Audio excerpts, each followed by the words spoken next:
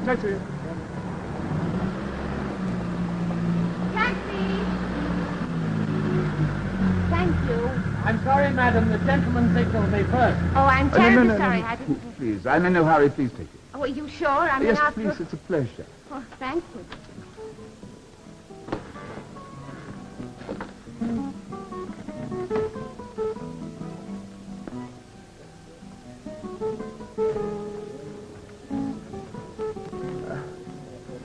You dropped your bag.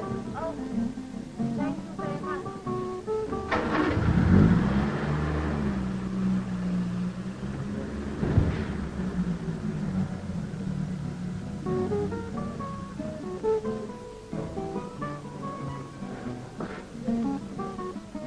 Taxi.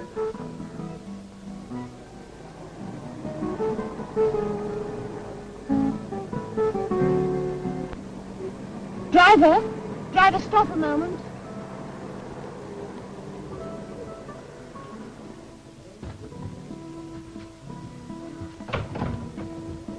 No need to wait up for me, David. I wasn't sure what time you'd be home, sir. But as you were so late, I prepared a cold supper. Good. I didn't want anything to eat, thank you. Mr. Doriak is here, sir, in the library. Still here? Yes, sir. Shall I tell him you're in? No.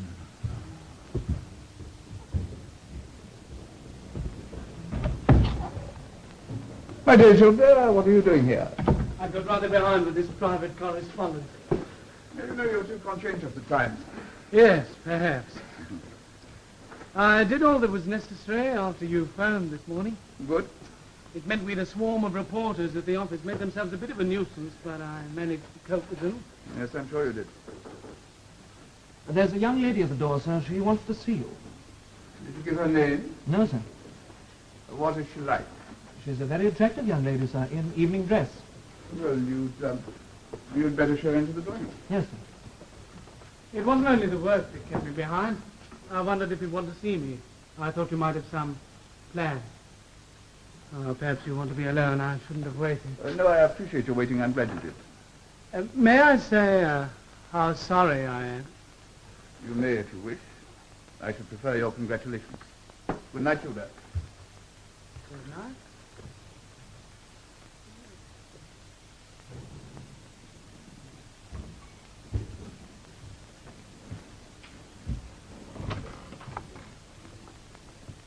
Mr. Marley. Yes. Is there anything else you require, sir? No, David. Thank you. I shall not engage you. You can go to bed. Good night. Good night, sir. It's obvious your man isn't used to ladies arriving in the early hours. Well, at least he didn't expect one tonight. Well, as you haven't questioned me as to why I'm here, I take it that I haven't made a mistake. What sort of a mistake did you think you'd made? You know perfectly well, Mr. Marley. The taxi driver recognized you and knew your address, so I got him to drive me. Why? You mean, why didn't I just keep them and say nothing? Well, unless I'm very much mistaken, they're worth something quite fabulous. Well, you can always wear them or sell them, can't you? You are not going to get away with it as easily as that. And might I say you haven't asked me to sit down? Oh, I do beg your pardon, please. Can I get you a drink? Thank you. Some wine? Thank you. My coming here was the last thing you expected, wasn't it? Yes, it was. How could I know the taxi driver would recognize me? Well, it's hardly surprising, is it? I mean, after all, you're fairly well known by sight and reputation. I'm surprised I could see you so easily. Well, that may be true of my business, but not of my private life. You know, I was just thinking I could have made quite a thing out of this. I could have told everyone you gave them to me. You couldn't have denied it. I should have been the envy of all my friends. They would have thought you were my lover. Why did you bring them back? Insatiable curiosity. Why did you put them in my bag? Well, I'm not sure that I can tell you. Well, I shan't go until you do. Please. Well, it was because of a hat. A rather exaggerated hat with too large a brim. A woman's hat? On the contrary, a man's. Oh. It was because of that hat I might have become a murderer. It's odd to think of a hat being the cause of one's becoming a murderer, don't you think? It's a little unusual. Yes, naturally, I'm glad that I didn't become a murderer. An operation of that nature needs to be carefully planned, and not done on the spur of the moment. If at all. as you say, if at all. Well, I'm more curious than ever. Go on. Well, I suppose you need to know something of my history in order to appreciate how I came to make such a stupid error of judgment. You see, my father left me in charge of Marley and Son when I was quite a young man. I made up my mind. In fact, I was determined to be even more successful than he had been. Naturally, it entailed sacrifices. And amongst other things, I sacrificed, well, what shall I call it? Romance. You see, I set myself a target. And not until I reached that target did I decide to look for what I had been missing. You mean a wife? Exactly. I'm surprised you weren't killed in the rush when the news leaked out. Well, about that time, I went to stay in the country with some friends of mine, and there I met a girl who seemed to be everything that I was looking for. She was of very good family. She looked well. As somebody once described her appearance as pure and fresh as an April dawn. That's poetic. But then it was a case of delayed action as far as you were concerned. You know how we... Yes, you know, I find your down-to-earth remarks rather refreshing. We became engaged. We were to be married tomorrow. Oh, I read about it in the papers. Yes, no doubt. Well, this morning I decided to take her those pearls. I drove down to her house in the country very early. The maid let me in. She appeared to be a little flurried, but I didn't take any notice of that until I went into the hall. There on the hall stand was the hat. Black, rather large brim. Well, it was an unusual time to see a hat in the house of one's fiancée. I took the hat off the hall stand. I went upstairs. The maid tried to follow me, but I pushed her out of the way. I went up to the sitting room. And as I reached the sitting room, I heard the key turn in the lock of the door opposite. It was her room. Well, I shouted I'd break the door down, unless it was open. Well, it was open. The man came out. He stood there. I stared at him, trying to think where I'd seen him before. And then suddenly I remembered. I'd seen him playing a ridiculous instrument in a rumba band at a club that we'd taken to visiting quite a good deal lately. Then I found myself laughing. I was still laughing as I went out of the house. I drove to a telephone kiosk. I telephoned my secretary. I told him to tell everybody that the wedding was cancelled. Then I went on. I drove out into the country. Drove back to Paris. I garaged my car. I walked the streets. You see, all the time I was wondering what to do because I was sure the story would be all over Paris by now. And then I decided the best thing to do would be to go away for a few days, and it was when I was hailing that taxi. I was coming back here to pack a bag, and there you were. I was determined to get rid of those pearls. Oh, they'd been burning in my pocket all day. There you are. Somewhat humiliating for me, don't you think? Yes, it is for you particularly, but not even a genius can plan against a woman's possible infidelity, can he? You ought to be able to plan against the possible results of it. I wonder which is uppermost in your mind at the moment, the thought of losing the girl or the thought of your punctured ego. You know, you've never once said you were in love with her. Well, of course I was. I wonder. Tell me, would you have given these pearls to any woman who happened to be getting that taxi at the same time as yourself? Yes, I told you I was determined to get rid of them, but I was glad that it was to a woman of some beauty, and I guess some intelligence, some discernment. Let me get to another one. Thank you.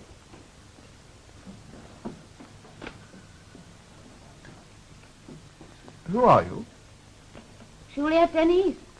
Hmm? Let's see. Where do I come from? All that. Well, my father was a barrister. He died about 4 years ago. You've probably heard of him, Edouard Denis. Oh, yes, of course. Yes, he was brilliant. Well, he was only 47 when he died. My mother had died a few years earlier. He left me quite a little money, all nicely tied up. Mm-hmm. So I augment my income by modelling.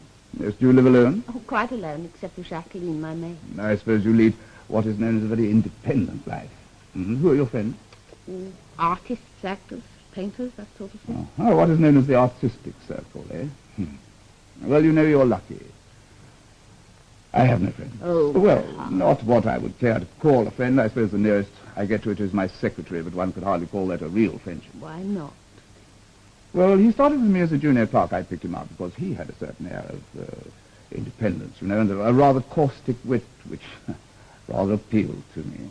He once wanted to be an artist, but He also wanted to eat, and he found that Marley and Son provided him with the food that his painting didn't. Do you think he resents you for this? Subconsciously, I mean? Subconsciously, yes. Yes, I suppose he does. So there you are. Now, you know, what am I to do? Am I to go on living this lonely life? That's a question you can only answer yourself, isn't it? Will you believe me, Juliet? Juliet?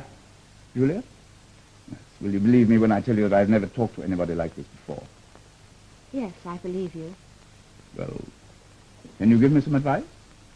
Well, take these back and start your search again. Yes, look for another woman, but don't look so hard. I gave you those pearls and I want you to keep them. Let's say that you've earned them. But they must be worth Well, what does it matter what they're worth? You really want me to keep them? I do. Put them on for me.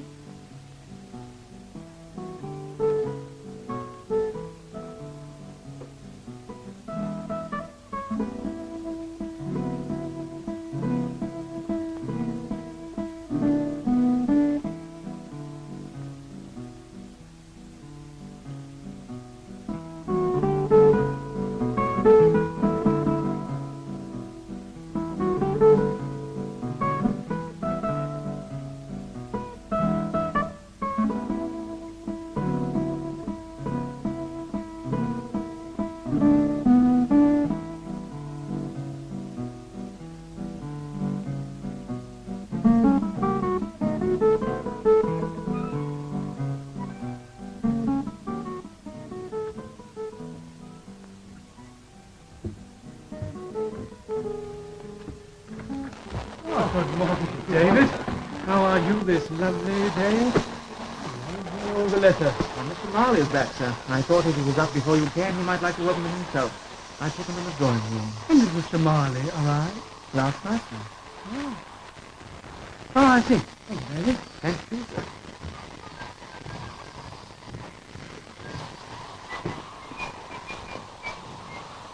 Schubert! Yes? Well, what are you doing here? Oh, you're not Paul's secretary. No, you're not the young man you chose because he was so efficient. Well. Yes, I'm his secretary, but what are you doing here? Yes.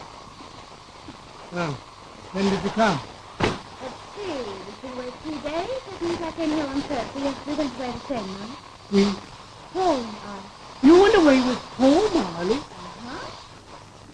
Oh. Does that mean that you're, installed here? Well, you could put it like that, yes. I can't believe it. Why not? Because it's not like you to tie yourself down to any man. At least that's what you used to say. That was 2 years ago. And it's a little unfair of you to say that, Gilbert. After all, I was willing to tie myself down to you. You just wouldn't have it that way. What sort of life would it have been for us with me sponging on you all the time? You could have gone on with your painting. You might have made quite a success. Not me. I had no real talent. Thank the Lord I discovered it in time. You know, it would have been polite of you to let me know where you were going instead of just disappearing as you did. Can't we forget the past? I guess. You've been in my mind day and night. Every day and every night.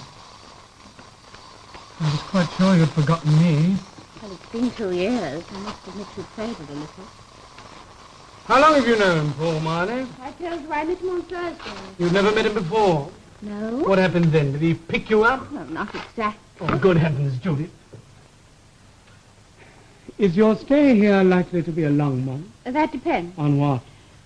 On how Paul and I get on together. I don't think I can stay in Marley's employment under these Oh, circumstances. Gilbert, don't talk such utter nonsense. You can't really have felt so deeply about me all this time as you're trying to make out. You're just saying all this out of pique. Pique? If pique makes you feel that life isn't really worth living without that one woman you always wanted, then I must have been piqued to the eyebrows for 2 solid years. Don't exaggerate. I'm not. You know, I used to dream of becoming a big success in this business. Finding you again. Rolling up to your house with a big car and all that sort of thing. But you can't make a fortune as a secretary in 2 years, however efficient you happen to be. Oh, of course, I'm better off now than I was. But I can't expect you to consider me now that you've captured the boss, can I? I don't like this mood of yours. You met him on Thursday, you said? Yes. That was the day his marriage went west. Did he tell you that? Of course he did. That's how we met. I see. You took pity on him. Was that it? Oh, it's all right. It's all right. I don't want any details. I'm still trying to absorb the accomplished fact that you're installed in a house I have to come to every day.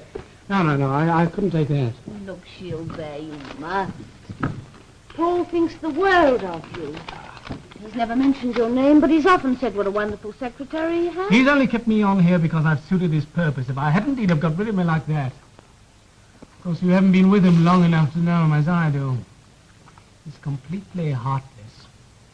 When I heard that story of his marriage going, I knew he wouldn't care a damn about the girl. He was only concerned because his own plans had been upset. It isn't exactly loyal of me to stand here listening to all this, is it? Isn't it? Well, you knew me long before you knew him. Oh, Juliet. Now, have you given me a thought in these last 2 years? Of course I have. Particularly when you first left me. But I didn't know where to find you, so what was the point of going on thinking about you? But why Marley? Knowing you is money can't be the reason. Why not? I may have changed. Anyway, one has no choice in these affairs. They just occur. Not with him, they don't. I tell you, it was an accident. If you think that, you're only deluding yourself. He never does anything by accident, and he's never set up a menage in his own house before. He was going to last Friday. But then he was going to be married. Oh, yes, he'd planned to break out in a big way socially. Thought he'd found the ideal woman to grace his table and receive his guests. Apparently she didn't want that sort of thing. Not that I blame her. Has it ever occurred to you that I might? You? The society hostess? Oh, no. I don't see why you should laugh. I've led a completely aimless life for the past 2 years. And it rather appeals to me to have a settled position. A position any woman I know would envy. So you're really going to try and hook him, eh? Well, I hope you'll bring it off, and I wish you the best of luck. Now, Juliet, you don't Morning, Gilbert. I see you've met my wife. Your wife? Haven't you told him, my dear? Well, I was just going to when you came in. I know that you've been here for some time, haven't you? Yes, I know, but Gilbert and I are old friends. And, Yes, I gathered that. well, we started talking. And you completely forgot to mention the minor fact that you were married to me. Hmm? Well, it's in the papers, Paul, just the bare facts as you wanted it. May I offer my congratulations to you both? Think of how long is it since you two have met each other? 2 years? Oh, yes, of course. Ever since you left your artistic friends and came to me. Hmm? Exactly. Has much happened at the office since I've been away? A fair amount. Oh, Stendhal made another effort to cut his estimate, but I told him finally there was nothing doing. Good. You know, he was relying on your contract. Went to no end of trouble to meet your requirements, setting up special plants and all that. If he doesn't show a profit now, he'll be completely ruined. Yes, Stendhal's a fool. You know, in 3 months' time, he'll be in so much trouble, he'll be glad to sell at any price. That could be a very useful, profitable subsidiary of Marley and Son. Is there anything else? No, I haven't had time to go through these letters. No, of course, you're interrupted by my wife. Hmm? We can't have this, you know, my dear. You're interfering with business. I'm just going to get dressed. We must ask Gilbert around to dinner one day when you've settled down. Yes, we must. Gilbert. Yes? Gilbert, although I know that you're the soul of discretion, you may happen to mention one day that you knew Juliet in what she called the old times. I'd rather you didn't. As you wish. You see, now she's starting an entirely new life. Of course, it's hardly likely that she'll meet any more old friends from those days. No, I suppose not. None of them is eminently successful. Yes, I rather gathered that from all I hear. Most of them sponged on her. Yes, they're pretty well all like me. Artistic failure. Yes, well, if ever you come across another artistic failure with your business ability, I should be very happy to employ him. Oh, I don't think you'll find another one like me. I'm unique. Yes, I think perhaps you are. You know, if you go on talking like this, I shall ask for a rise. And I shall be very happy to grant it to you, providing your demands aren't too excessive. Would you consider it too excessive if I asked you to double my salary? Yes. But I'll give you a 25% increase backdated to last month. Is that satisfactory? Overwhelming. That's what I was going to give it to you, whether you asked or not. Perhaps you'd heard that Lafayette had made me an offer at a bigger salary than you're paying me. A bigger salary than I was paying you, Gilbert. Lafayette's only offered you 20%. Oh, it's hard to put one over on you, isn't it? It's not very easy to put anything over on you. Yes, I know. I'm studying your methods. I hope to follow in your footsteps. Well, it would be too conceited of me to say that you couldn't do better. You know, I've got very great plans for your future, Gilbert. Partnership? Well, certainly a directorship. So you can finish those letters at the office. If the car's here, we'll go along together. Okay. Hello, John, is the car ready? It is, good. Yes, ready. All right. We'll go. Now, let's put these away.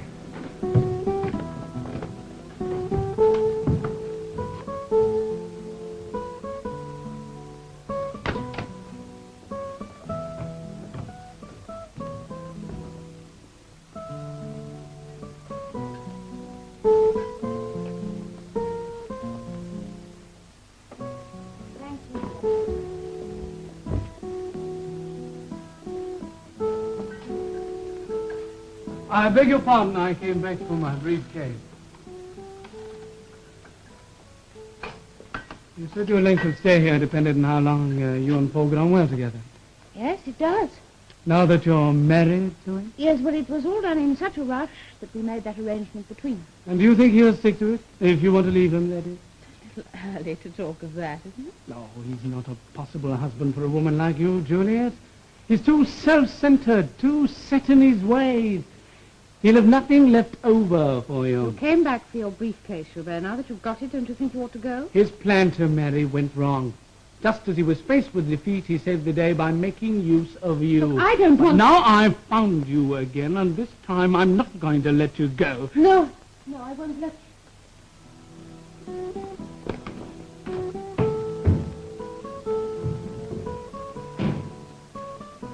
Gilbert?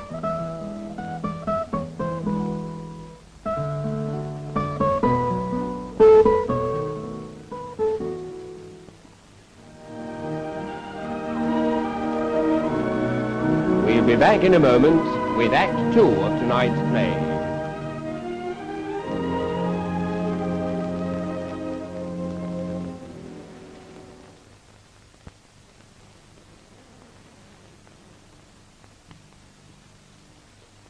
And now for the second act of The Widower by Cyril Campion.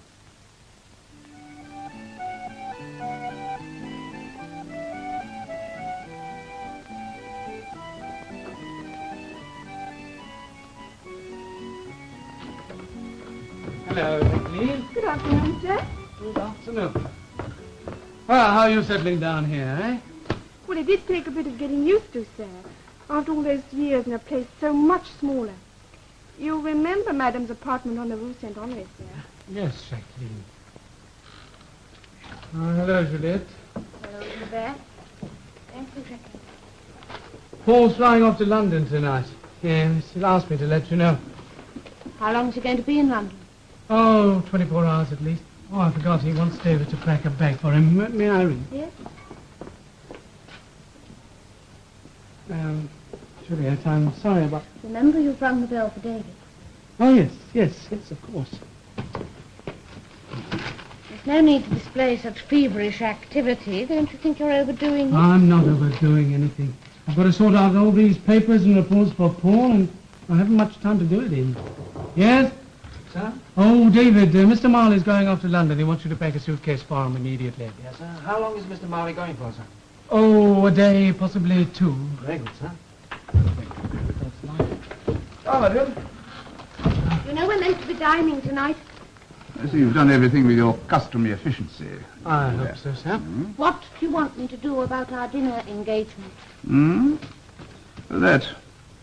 Yes, well, they're people of no real importance, you know, my dear. Got somebody to telephone to the office, our apologies. I don't think you'll want to go by yourself. Indeed. Yes, thank you. Yes, well, I won't keep you. You seem to have done enough for today, I think. Yes, well, I wish you the best of luck. Thank you. I hope you have a pleasant journey. Thank you. Bye, Juliet. Bye, Gilbert.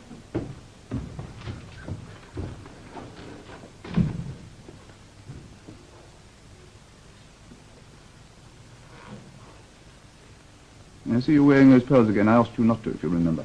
Why? Because they remind you of the humiliation you suffered? Really, Paul, you should be big enough to forget it. I tell you, Juliet, I will not have that subject mentioned again. It's a sore point with you, isn't it? All right. Bury your head in your papers. But it isn't exactly flattering for me, is it? To know that I haven't been able to make you forget it. It would have considerably helped me to do so if you were to take those pearls to Jill and change them for something else. Change them for diamonds. Diamonds wouldn't have the same associations for me. Without these pearls round my neck, I should often look round and wonder why I were here. You were so charming about it that night I met you, Paul. You were quite charming for 3 whole days, until you got back to Paris, Marley and Son.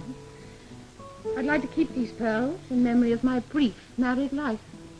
What has happened to make you talk like this? Have I upset you in any way? Have I disappointed you, apart from cancelling this wretched little dinner this evening? You've disappointed me in nearly every way, Paul.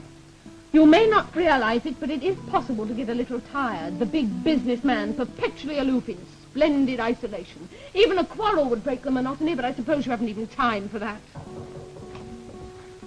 I certainly haven't time for it now. Is the car there, David? Yes, sir. Oh, goodbye, my dear. When I get back, you must tell me some more about this.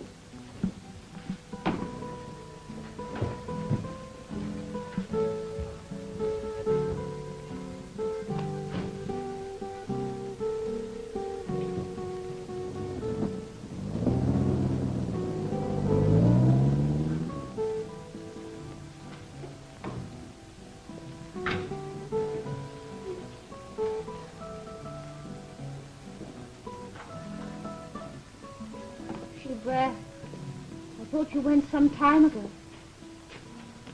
You know, Paul prides himself on having a perfectly planned life. But he's wrong. You can't have a perfectly planned life with just wife and husband. It's not only imperfect, it's dull. Who ever heard of a rich industrialist having a young and beautiful wife who never had a lover? I think out of gratitude to my employer, I should offer to supply the deficiency.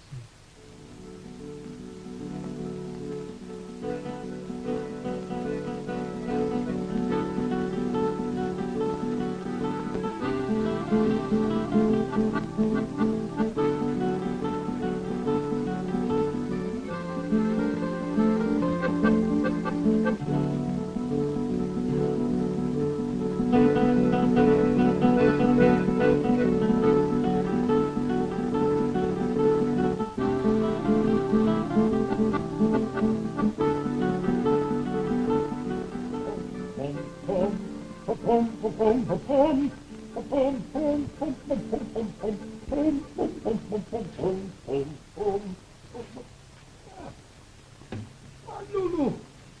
Ah, a pretty little cat. Lulu. Hello, Pierre. Mr. Doriak, your friend is waiting for you.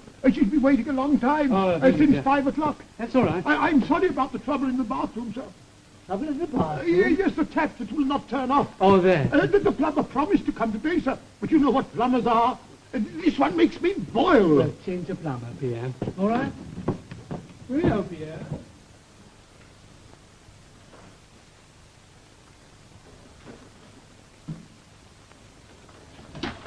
Hello.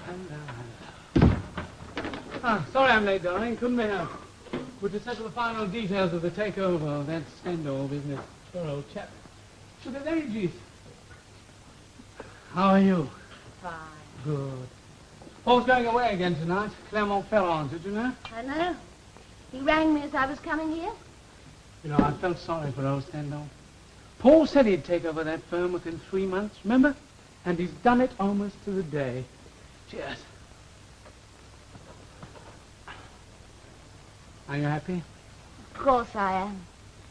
It would be most ungrateful of me not to be, after all the trouble you and Paul have taken to arrange an ideal life for me. Which of us would you say contributes most towards making your life an ideal one? Well, of course, my marriage is highly successful these days. Paul is delighted with my skill as hostess. And you, as you promised, supply whatever is lacking. So I find your question very difficult to answer, Gilbert. You don't think, for instance, Juliet, that a happy marriage without the necessity of a lover in the background might be even more ideal? Look, why try to upset this perfectly delightful arrangement we have now? It was your idea. Yes, I know, but you see, if But we let's could... talk about tonight. What time is Paul going? Oh, about 7. He's going by road, driving himself.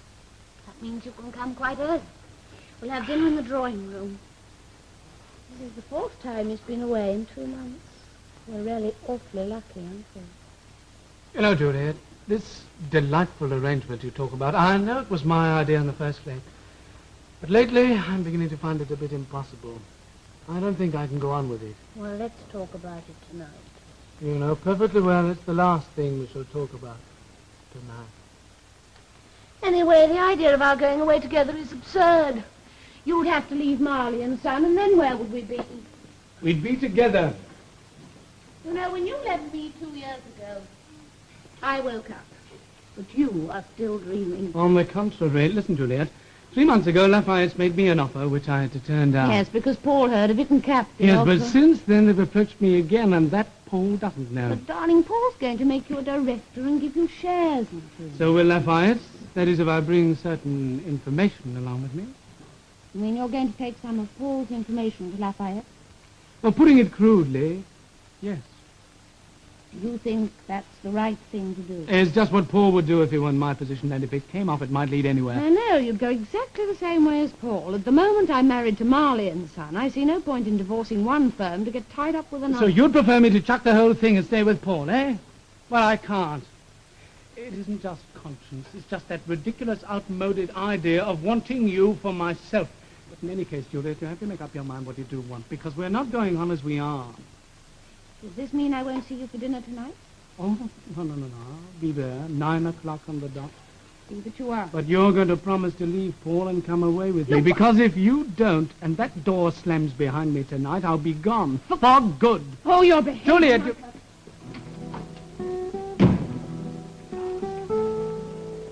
Oh, Juliet, you let...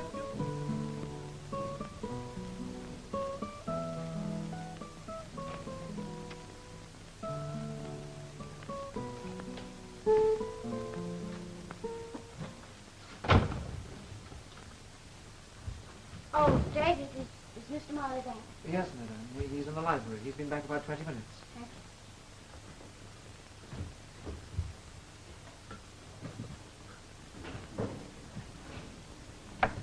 Oh, there you are, my dear. I'm sorry I have to go away and leave you again, but you do understand, don't you? Yes. Yes, I understand. Yes, I expect you're rather disappointed with missing that play tonight, aren't you? You can go some other time. Yes, I'm afraid I've had to disappoint you a good deal in the last 2 months, you know, but I must say that you've certainly learned to take your disappointments good-naturedly. And what will you do tonight? Stay in, I suppose. I might ring up Yvonne and ask her to come round, but it's rather short notice. Yes, and Martha's out too, isn't she? Never mind, David's an excellent cook. You know, I really do feel most guilty at leaving you. Why? It isn't the first time, by any means. No, but I've usually given you time to make other arrangements, you know. It seems a pity to waste these tickets. Why don't we give them to David and Jacqueline? They'll welcome the opportunity to go out together, judging by the way they jumped apart when I opened the kitchen door this morning. Let's see now. Yes, it doesn't start until late, and that'll give David plenty of time to prepare your dinner before he goes. No, you better keep them. Oh, no, that means you're going to be in the house all by yourself. Will you mind that? No, I shan't mind. Good. Oh, by the way, you can send out those invitations for the 17th for our dinner party. I'm told they will be accepted. We'll be eating on a very high level, won't we? Yes, well, aren't you glad? It is something of an achievement, you know. Yes. I was just wondering if eating in such a rarefied atmosphere would interfere with my digestion. Why the sarcasm? It's a relief to show one's feelings occasionally, Paul. Lately you've been making me feel I'm living in a straitjacket. Well, have I? Well, you should have told me. No, I thought you enjoyed our small social successes as much as I do. And you're getting better at them every day. You know, Juliet, you've inherited your father's gift of finding the weak spots in people. Of course, you don't probe them.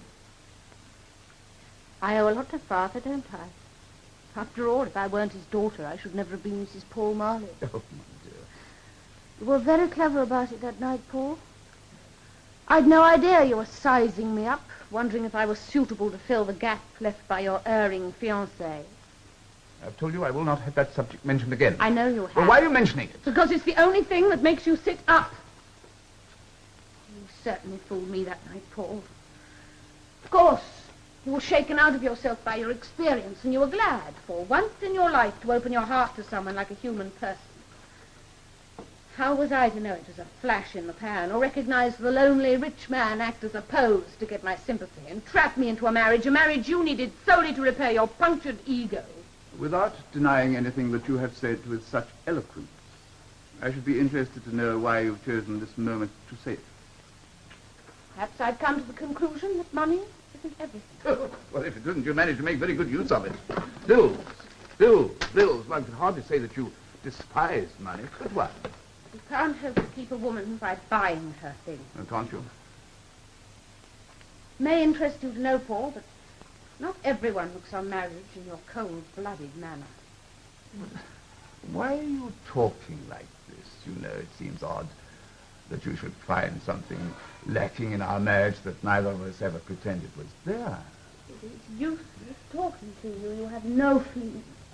You think of no one but yourself, your position, Marley and Son. You're a megalomaniac. But I'm not quite sure what you're trying to root out of yourself by this tirade, but I should find it very, very humiliating if we had any further scenes of this kind. You know the arrangement we made, that our marriage was to last as long as we found it compatible. Does that mean that you're proposing to leave me? Because if you are, I should think again. And I should think very carefully. Your life may not be an ingenuous young girl's dream of bliss, but it is one that most women would envy. You know, Juliet, you think I'm deficient in understanding. But I should say that this little outburst of yours is not entirely directed at me. Obviously, you need to let off steam. Have a feeling of frustration. Frustration, I should say, caused by something or somebody else.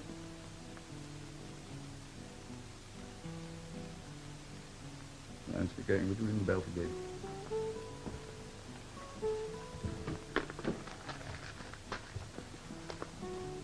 Juliet,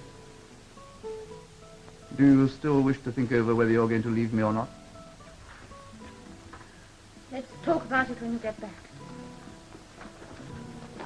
You can't give me a definite answer now? No, I can't. I see.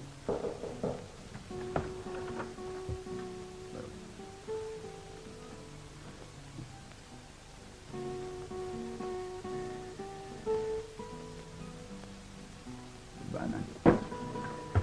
Bye, Paul.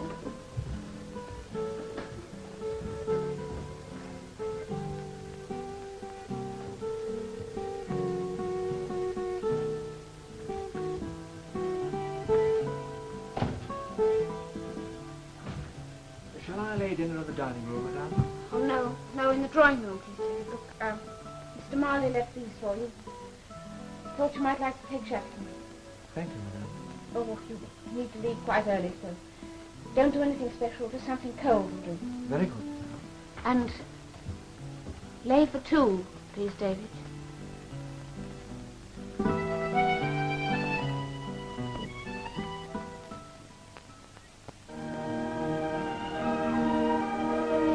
In a moment, we will be back with the conclusion of tonight's play.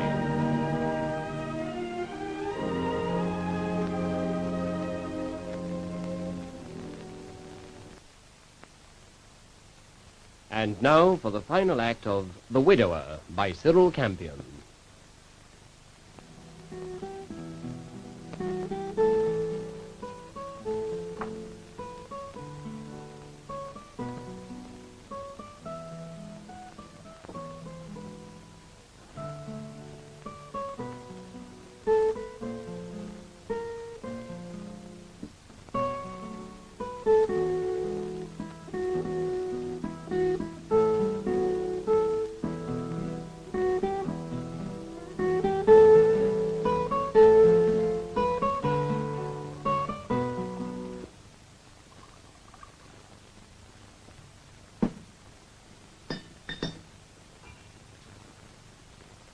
Yes, I know, my dear.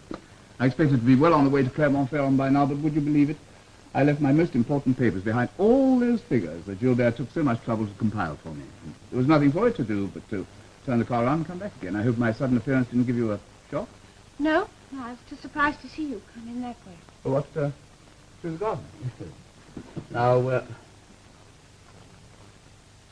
the house seems awfully quiet. Yes, it would. Everybody's out. Yes, of course. Now, is there anything the matter? No? No, why? You look rather pale, that's all.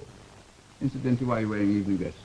You look as though you were going to a reception, are you? No, I was just trying it on. Would you worn it before, hadn't you? Yes, I know, but it doesn't fit awfully well. I was thinking of having it altered. I see. I see the table is laid for two. Yes, I rang up Yvonne. Fortunately, she was at a loose end, so I asked her to come round. Ah, yes, the provocative Yvonne. Well, you couldn't have chosen a better companion for a lonely evening. I find her most amusing myself. I hope my coming back unexpectedly didn't upset your arrangements. No, why should it? Well, no, you seem rather strange. That's all. What time's Yvonne coming? 9 o'clock. I said 9 o'clock. 9 o'clock, yes. Yes, here we are. You've got everything you wanted? Yes, I found everything as I expected. You're not really going to wait. Well, why not? I'd like to see Yvonne. She may be very late. You know her. Yes, indeed. She may be very late. In fact, I should be very surprised if she comes at all. Why should you think she won't come? Because, my dear, you know as well as I do that she hasn't been invited. Now, why didn't you tell me the truth? Or perhaps you think it's a bad thing to tell husbands the truth. Perhaps. Well, of course, now I'm consumed with curiosity to know who your visitor may be. Yes, well, to save yourself any embarrassment, I advise you to leave now. Well, why should I be embarrassed? Because you'd realize how ridiculous your suspicions were. Oh, I see. I see. You mean this little tete-a-tete of yours tonight is quite an innocuous affair. Yes, quite. Yes, well, you surprised me. Doesn't quite tally with the information that I had. On February the 23rd,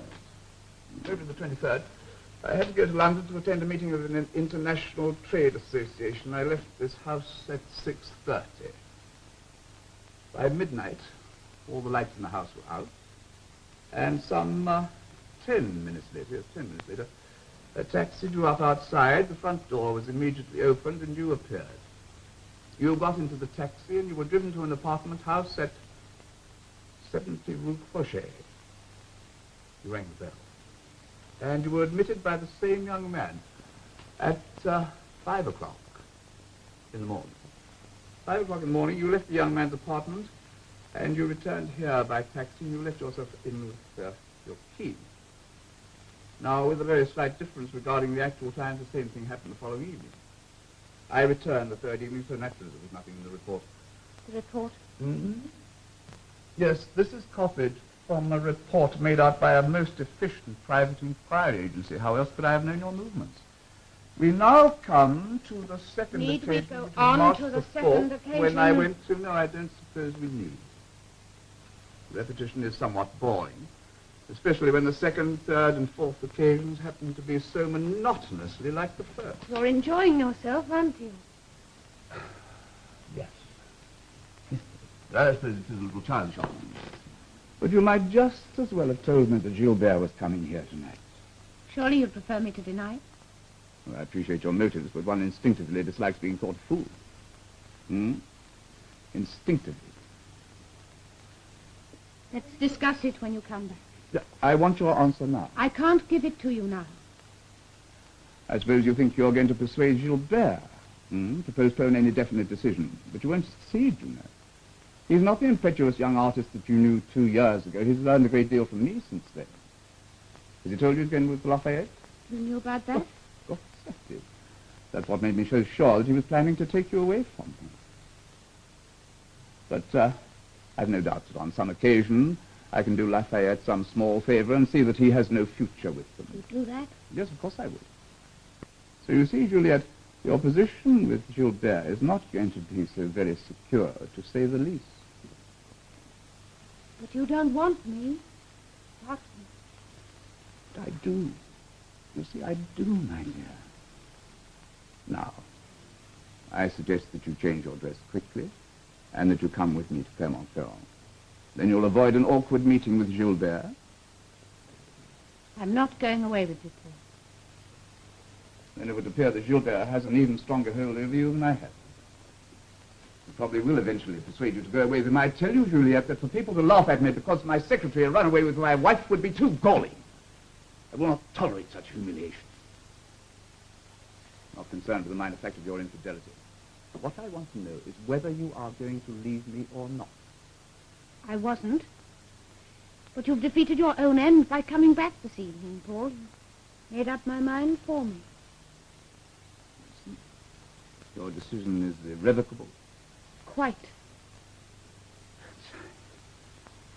I can't believe that you're willing to give up everything that you've gained by becoming my wife. I suppose you do find that difficult to believe. Well, let's talk this over calmly, shall we? Now sit down. There is no point in talking it over. It's unlike you to want to prolong things. Yes, I know, but at least you might allow me to put my point of view. Now, please, please.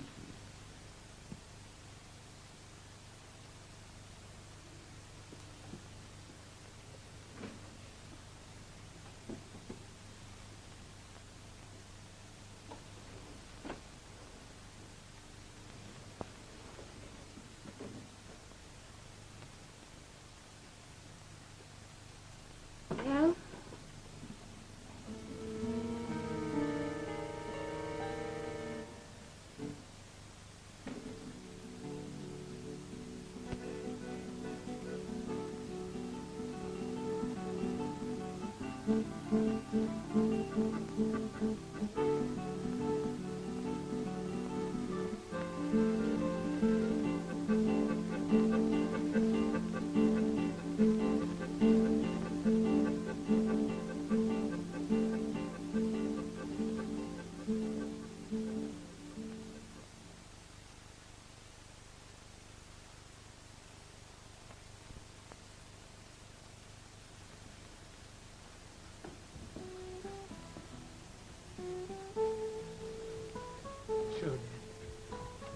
My darling lady.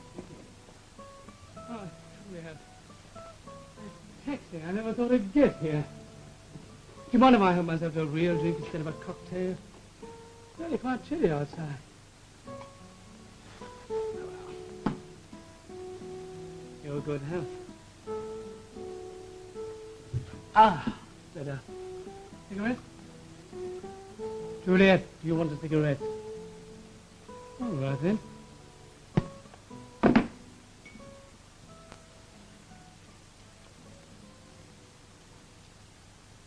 It's no use sulking, you know. I meant what I said when... Good Lord.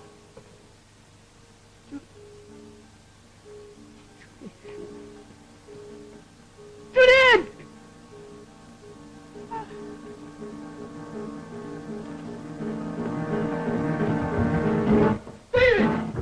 David! Declan! Isn't anybody here?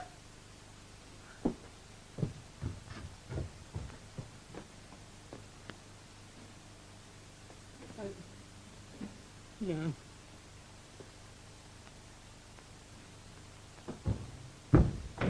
Oh, my dear Gilbert, what are you doing here? I didn't expect to see you. Of course, you have every reason to look surprised. You had every reason to suppose I was well on my way to Clermont-Ferrand by now, but would you believe it? I left those most important papers behind, all the figures that you compiled for me this morning. Now, where are they? Here. Is anything the matter? Well, of course. I understand. What I said about not expecting to see you here was a pure formality. I apologize for arriving so unexpectedly. I hope I haven't embarrassed you or Juliet. Paul. Yes? Paul, Juliet, she's dead. She's been... I can do this now. I didn't realize she didn't speak, I thought. But then I looked and saw it. You saw what? She was sitting there with the scarf round her neck. And I undid it, but she's dead. There's nobody else here. You phoned for the police? No, I haven't. Well, if you've not, why not? You ought to have done so at I once. knew nothing could be done for her. That wasn't for you to judge. Oh, wait, please, for God's sake. Wait? Why wait? The scarf. It's mine. Yours? Yes, don't you remember? I wore it the last night when I came to dinner. I couldn't find it when I was leaving. No, I'm afraid I don't remember. Oh, but you must remember, Paul. Juliet told me to turn my collar out in case I caught cold. Remember that? No, I'm afraid I don't remember. But what does it matter anyway? This is a matter for the police. This is murder. And it was done with my scarf. My scarf. And I found her. There are no witnesses. You see the ghastly position I'm in? Before we get the police, we must think out what I've got to say. What I've got to tell the police. This is a matter for the police. Paul, I implore you. Please don't get the police just now. Please, Paul. All you have to do is to tell the truth. What is the truth? What am I to tell? Yeah. Oh, You better drink this.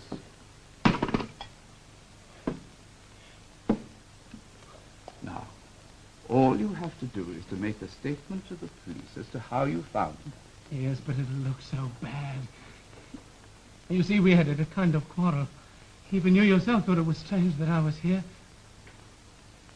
Oh, you said something about it being embarrassing finding us here. Does that mean you know about it? Yes. Yes, I've known all about that. I've known about that for a long time.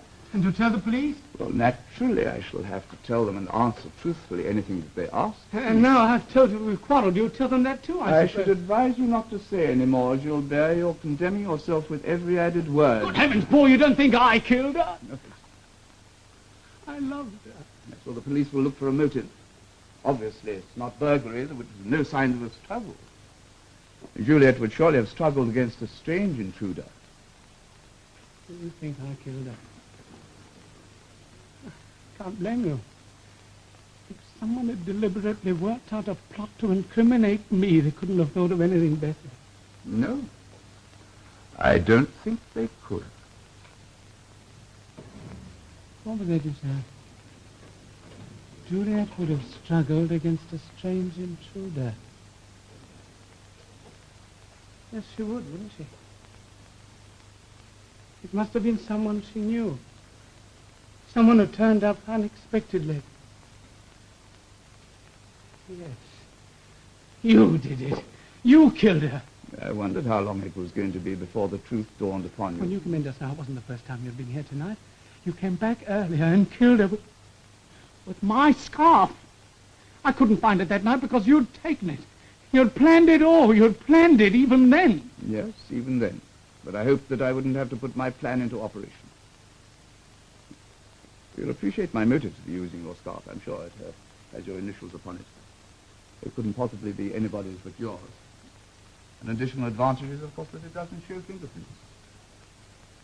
Oh, I'm not going to talk about this any longer. I'm going to get... to stay where you are. What are you going to do now? Kill me as well? You'll not get away with 2 murders, you know. There's nobody in the house, you know, Juliet. I arranged that. David and Jacqueline have gone to the theatre. I even gave Juliet the tickets to give to them. I thought it might look rather better when inquiries were made. I'm going to get the police. Stay where you are. Why? I'm going to do that. 1-7. I'll speak to them. Would you put me through to Inspector Giraud, please? This is Paul Marley. Yes, it is very urgent indeed. Yes, please. Thanks. Oh, Giraud. This is Paul Marley speaking. I'm speaking from my home. I came back a few minutes ago and something rather terrible has happened. I came in and I found my wife murdered. Yes, the only person in the house is my secretary, Gilbert Duriac.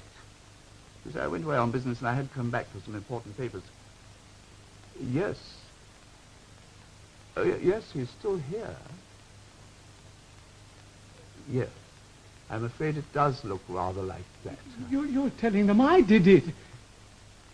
Now, put that knife down.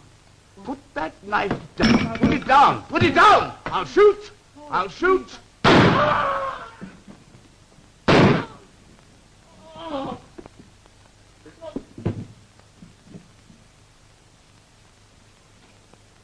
sorry. I had no alternative. Yes. Yes, of course I'll wait.